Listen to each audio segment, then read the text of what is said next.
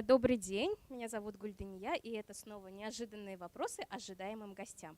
Сегодня у нас в гостях актер Московского художественного театра имени Антона Павловича Чехова Кузьма Катрилев. Кузьма, здравствуйте. Здравствуйте. А, Как ваше настроение? Отлично. Вы в Казани Замечательно. первый раз? Первый раз, да. Успели посетить какие-то достопримечательности? К сожалению, нет. У нас очень плотный был график репетиции, потому что спектакль очень сложный технический, и мы с утра до ночи репетируем, поэтому, к сожалению, нет. Хорошо. Начнем с вопросов. Давайте. В одной программе вы сказали, что вы очень хотите славы. Это было в 2018 году. И также вы сказали, что на то время вас узнала только одна девочка в Макдональдсе, которая, указав на вас сказала, что видела вас когда-то в программе «Карусель». Скажите, пожалуйста, кроме того, что Макдональдса больше не существует, в вашей жизни что-то изменилось? Ну, конечно, изменилось. Прошло 4 года, и я стал другим человеком. У меня поменялись взгляды на жизнь. И, конечно, Вас стали узнавать? ну, кто-то узнает, ну, да, ну, есть, но это не то, чтобы прям какая-то узнаваемость какой-то суперзвезды. Вы также снимаетесь в кино и в сериалах, да? Да. Какой фильм ближе для вас, вот из тех, в которых вы снимались? Ну, у меня не такой большой опыт, чтобы прям выбирать, какой ближе для меня. На минуточку, пожалуйста. Фильмы и сериалы «Синдром дракона», «Красные браслеты», «Рассвет», «Обитель», «Северный ветер», «Кафе Куба» и «Юз», который Да, вышел в этом году. Если не да, ошибаюсь. значит, «Синдром дракона», это мне было, думаю, лет 12, и я сыграл там главного героя в детстве. Это эпизодическая роль на 2 минуты. Я вообще в принципе не помню, как это происходило, так что это не в счет. В «Северном ветре», хотя все упорно меня там указывают, я не снимался. Ну и в целом насчет того, что мне ближе, я думаю, что я не могу пока так вот как бы сказать, потому что я только начинаю свой путь в кино и еще сам не очень понимаю, что это такое, и еще себя там не ощущаю, поэтому не могу сказать, что мне ближе. Мне все ближе. Спасибо. Что вы чувствуете, когда вы ходите на поклон? Громче, холоп, громче хлопай. Или же спасибо, милый зритель, что пришел на меня посмотреть. Или же свой вариант. Ну, бывает по-разному. Бывает и громче хлоп, и всякое бывает. Зависит от настроения. Да нет, конечно, благодарность я чувствую, когда выхожу на поклон, особенно сейчас, когда последние несколько лет, потому что они самые сложные вообще, в принципе, для мира. То, что люди ходят в театр, и то, что это им нужно, я особенно чувствую то, что сейчас театр необходим, и то, что он лечит, спасает. И когда выходишь на поклон после спектакля, ты, конечно, чувствуешь вот эту энергию, которую зритель выплескивает в качестве благодарности, и ты его тоже за это благодаришь. Меня всегда почему-то очень трогает то, что люди есть, то, что им это интересно, то, что они улыбаются, плачут. Меня всегда это очень трогает. Хотя это как бы да, так и должно быть, но сейчас это меня очень трогает. Спасибо. Если бы вы были бы экспонатом в музее, то что было бы написано в вашей табличке?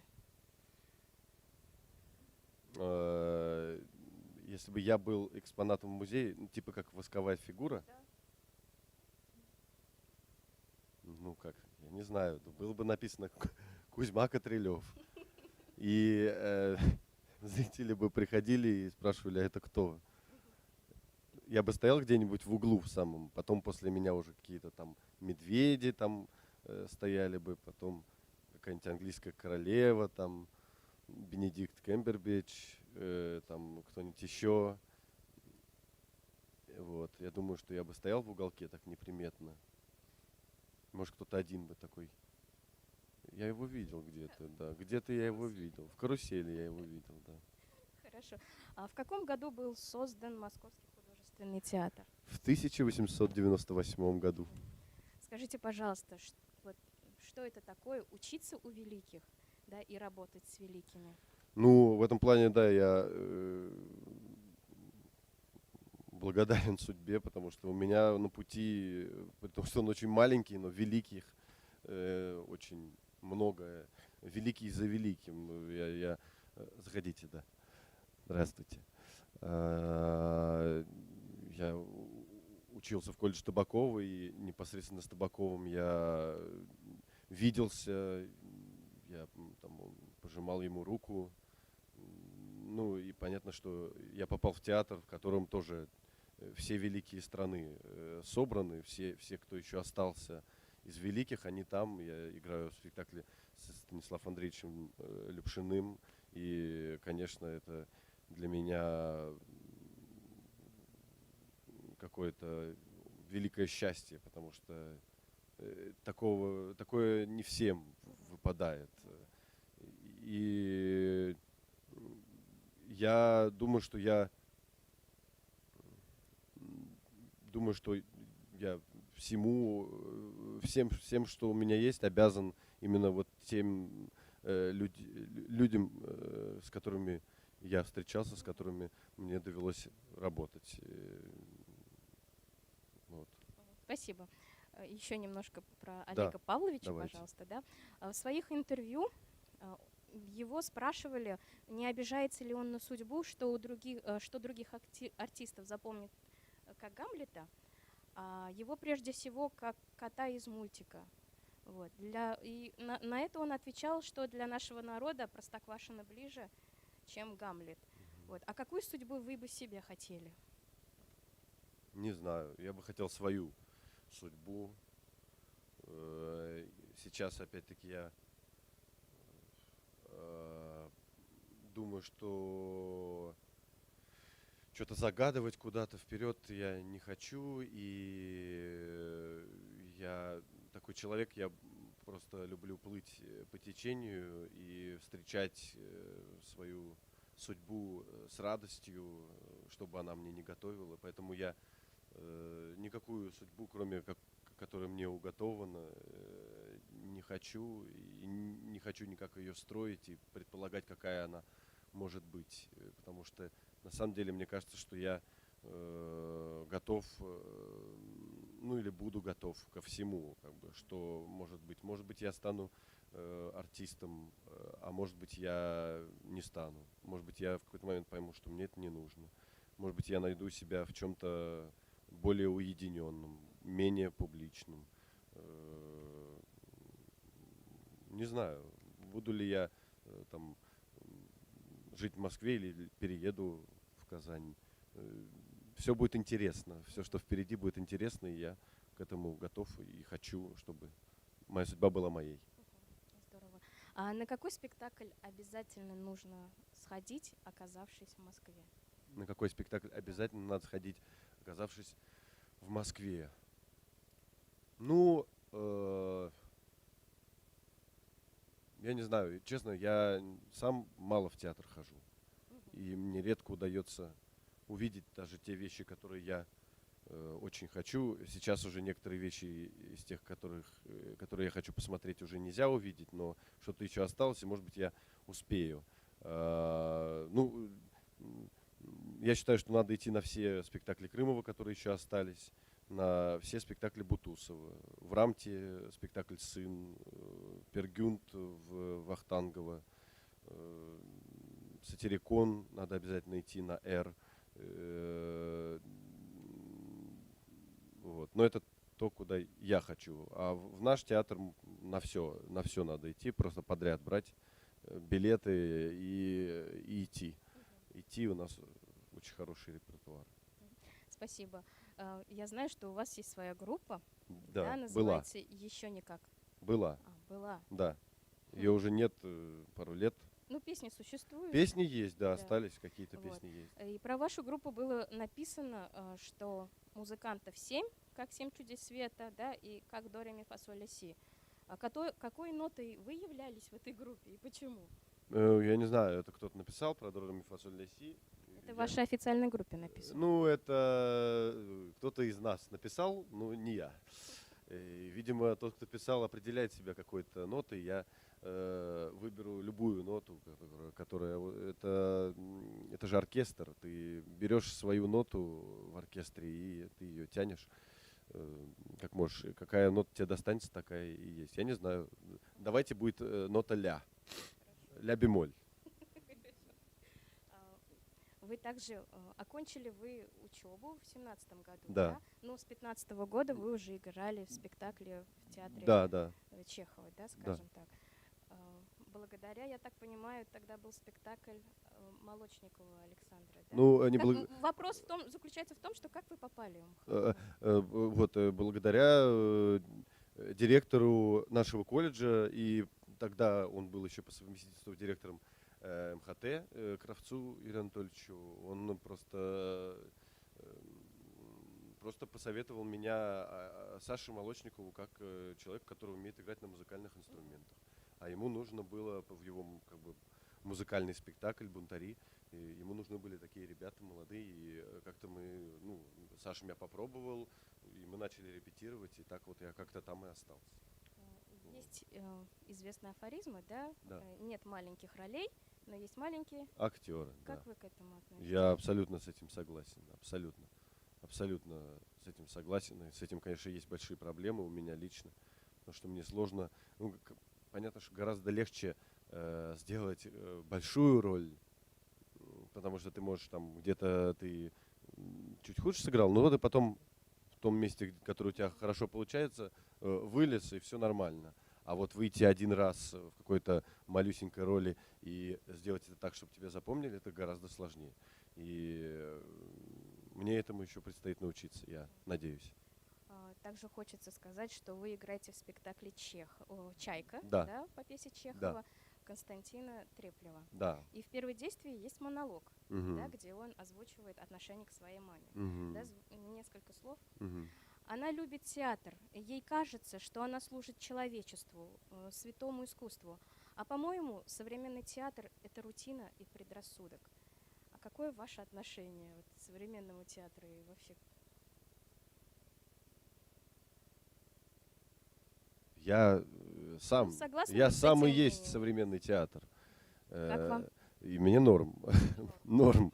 Да не знаю, нет. Это зависит от театра. Треплев говорит про какие-то нафталинные, такие рутинные постановки тогдашние, как тогда играли, какой тогда был принят театр с антрепренерами, с этими артистами, которые все распределяются на какие-то, это как называется, типажи. Первый любовник, второй любовник. Это то, что ему не нравилось. Это есть и сейчас, есть всегда. Всегда есть хороший театр и есть плохой. Хороший театр – это живой театр. Театр про человека, театр, который пытается говорить о том, что его по-настоящему беспокоит, о том, что по-настоящему беспокоит людей, работающих в этом театре. И это всегда хороший театр. Живой театр всегда хороший театр. Неважно, какая пьеса, неважно, какой... неважно, все неважно. А плохой театр – это мертвый театр, напыщенный, который там провоцирует, но ради провокации, и так далее. Спасибо большое. Да, нет, что.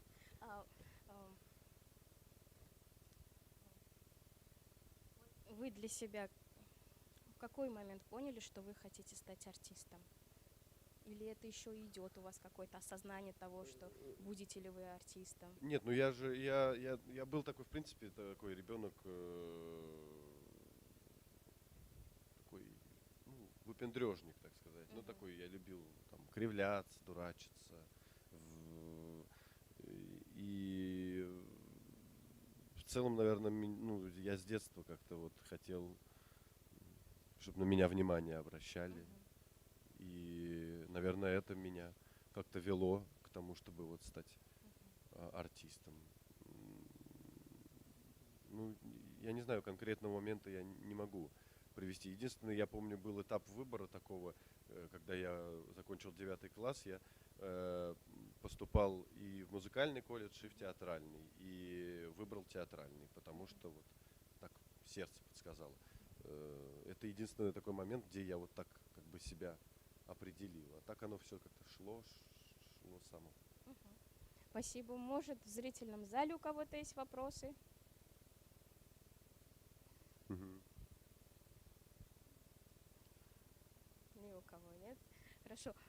Последний вопрос. Да. Что бы вы хотели пожелать вот людям, детям, студентам, которые стали на путь, так скажем, театральный путь?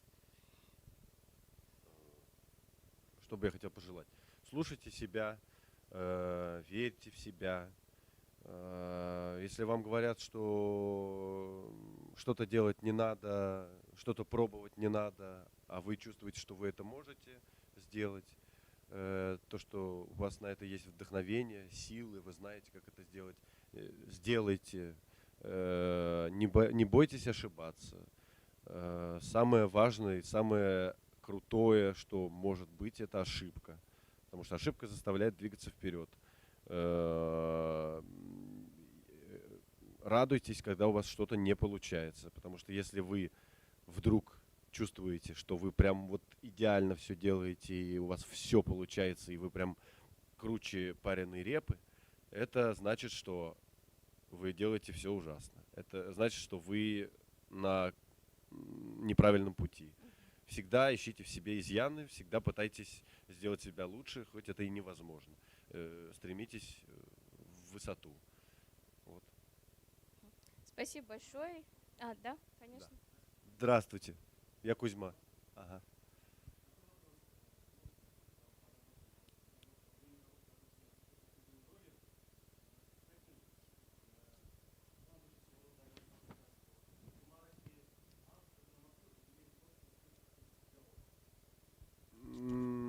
Это ну, от